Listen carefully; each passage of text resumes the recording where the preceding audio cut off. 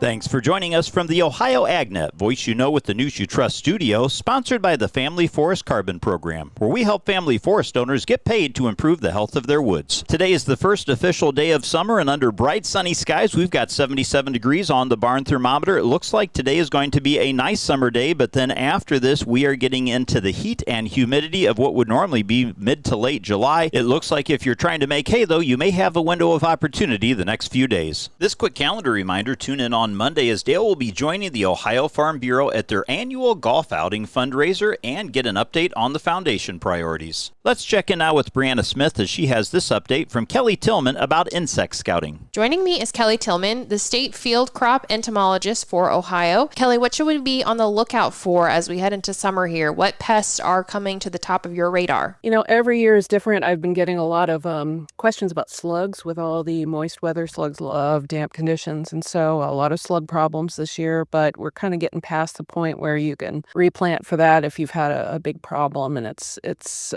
I think we're exiting the slug period. That's been a big one. In July, we tell people to start looking for defoliation in soybeans. So that's a whole bunch of different insects that cause feeding damage on the leaves of soybean. A lot of different caterpillars, sometimes grasshoppers, depending on if it's dry. And July, particularly the back half of July, is a good time to start scouting for that. What about some of those later planted crops, some of those soybeans that may have been replanted or didn't get in until late? Any concerns there?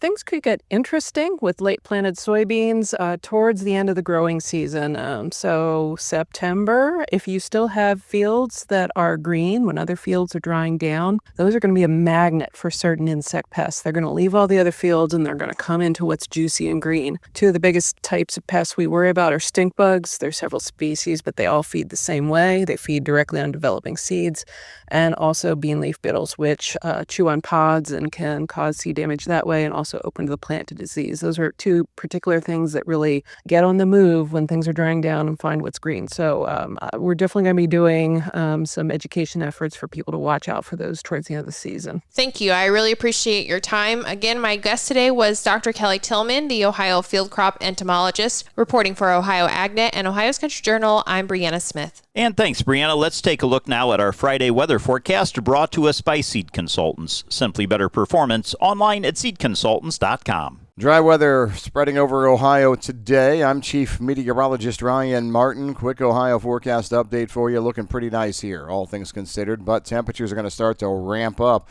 We'll see humidity climb this afternoon, but temperatures will really start to get going tomorrow and Sunday. Well above normal temperatures, fast evaporation, but high humidity. We stay sunny, warm, and dry through the first half of next week as well. Monday, Tuesday, and most of Wednesday.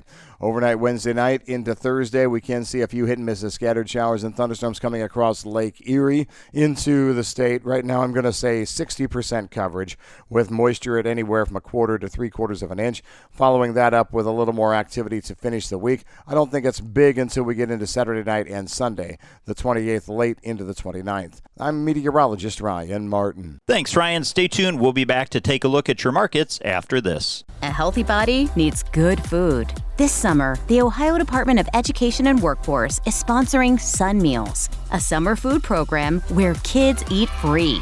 Children under 18 receive healthy meals and no sign-up is required. Locations may be right in your neighborhood. Call 1-866-348-6479 or visit education.ohio.gov/kidseat for meal locations and times. That's education.ohio.gov/kidseat. The June 1st cattle on feed report will be released at 1 o'clock today, and Friday's June 1st cattle on feed is expected to be bullish as once again the placement data is lighter than it was a year ago. The big question that will need to be answered is exactly how many cattle were placed, between there being rumblings that some producers may be keeping heifers back for replacements and the undeniable fact that imports from Mexico are now halted due to the screwworm incident. Knowing exactly how many cattle were placed remains a tricky part. Friday's report is not expected to show any wild cards and should be seen by the markets as bullish. Let's get an analysis on today's markets from Leist Mercantile. This update brought to us by Brandt, helping growers take control for over 70 years.